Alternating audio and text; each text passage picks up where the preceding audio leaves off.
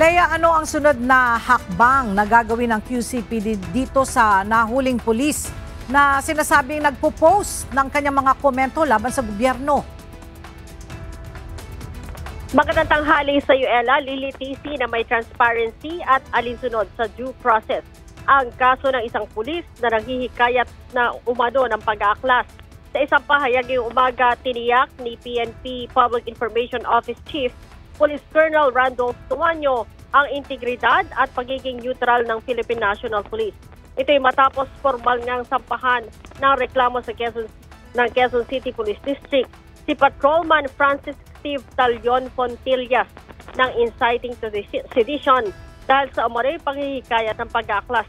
Iginit ni Tuanyo ang kaso laban sa naturang pulis ay bunsod ng hindi otorisado at may bahid politika mga social media posts kaugnay ng mga ulat tungkol sa umano'y pag-aresto sa dating Pangulo ng Bansa. Samantala, sinabi naman ni PNP Chief Police General Romel Francisco Marbil, ang social media ay hindi isang plataforma para sa personal at pampolitikang agenda.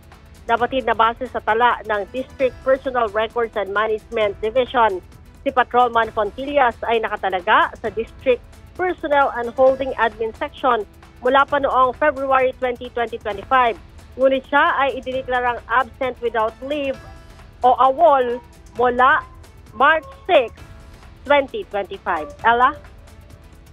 Alright, maraming salamat, Lea Ilagan.